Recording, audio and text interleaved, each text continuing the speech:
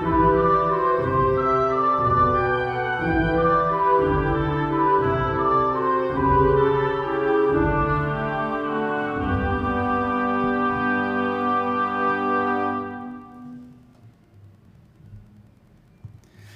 minha amiga, olá, meu amigo, como é que vocês estão? Bem-vindos a mais um episódio onde estudamos o Evangelho segundo o Espiritismo. Nós estamos no primeiro capítulo, que tem por título Não Vim Destruir a Lei, e hoje nós vamos estudar o texto Aliança da Ciência e da Religião. Então, sem demora, vamos para o texto. A ciência e a religião são as duas alavancas da inteligência humana. Uma revela as leis do mundo material e a outra as do mundo moral. Tendo, no entanto, essas leis o mesmo princípio, que é Deus, não podem contradizer-se. Se fossem a negação uma da outra, uma necessariamente estaria em erro e a outra com a verdade, porquanto Deus não pode pretender a destruição de sua própria obra. A incompatibilidade que se julgou existir entre essas duas ordens de ideias provém apenas de uma observação defeituosa e, de excesso de exclusivismo, de um lado e de outro. Daí um conflito que deu origem à incredulidade e à intolerância. São chegados os tempos em que os ensinamentos do Cristo têm de ser completados, em que o véu intencionalmente lançado sobre algumas partes desse ensino tem de ser levantado, em que a ciência, deixando de ser exclusivamente materialista, tem de levar em conta o elemento espiritual e em que a religião, deixando de ignorar as leis orgânicas e imutáveis da matéria, como duas forças que são, apoiando-se uma na outra e marchando combinadas, se prestarão um mútuo concurso. Então, não mais desmentida pela ciência, a religião adquirirá inabalável poder, porque estará de acordo com a razão, já se lhe não podendo mais opor à irresistível lógica dos fatos.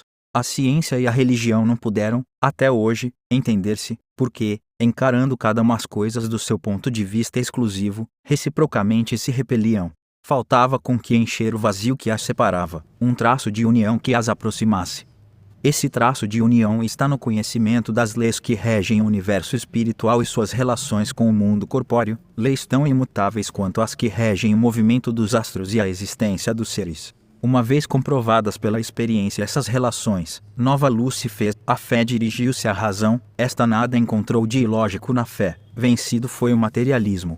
Mas nisso, como em tudo, há pessoas que ficam atrás até serem arrastadas pelo movimento geral, que as esmaga, se tentam resistir-lhe, em vez de o acompanharem.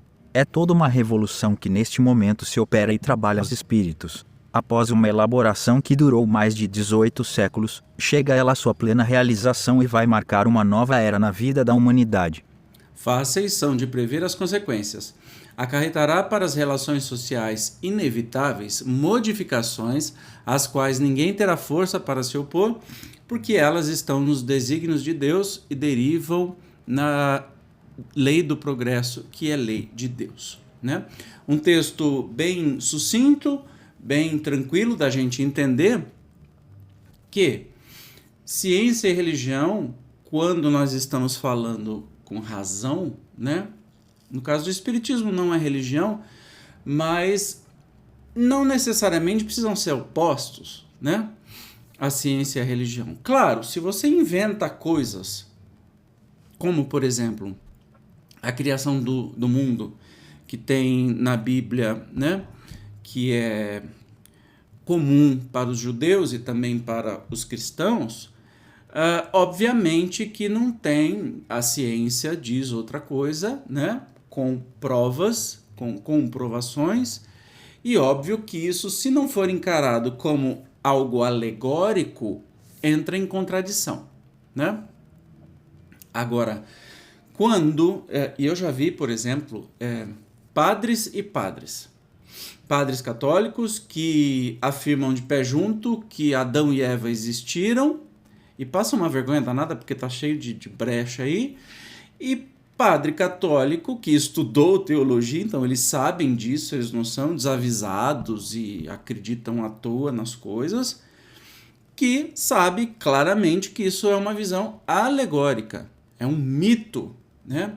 A Gênese, segundo algumas pesquisas que eu fiz, foi, por exemplo, uma tradição oral cantada, até ser escrita por alguém, né? Então você imagina o tanto que a coisa distorce, e aí vem o realismo fantástico, né?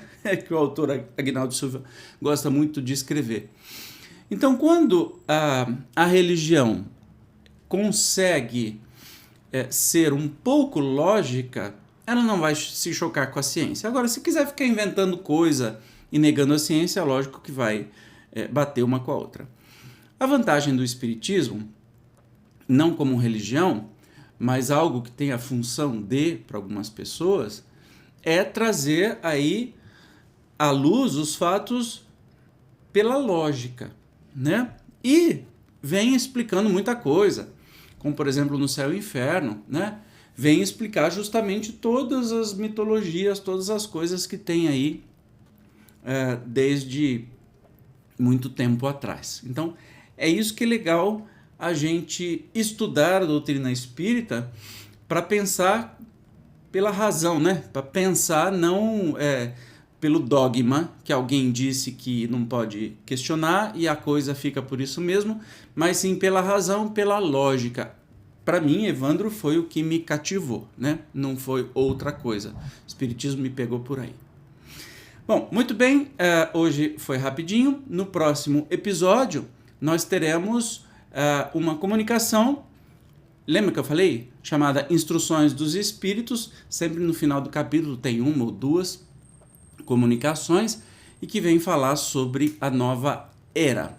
Eu te espero como sempre, obrigado pela sua presença e até o próximo estudo. Tchau!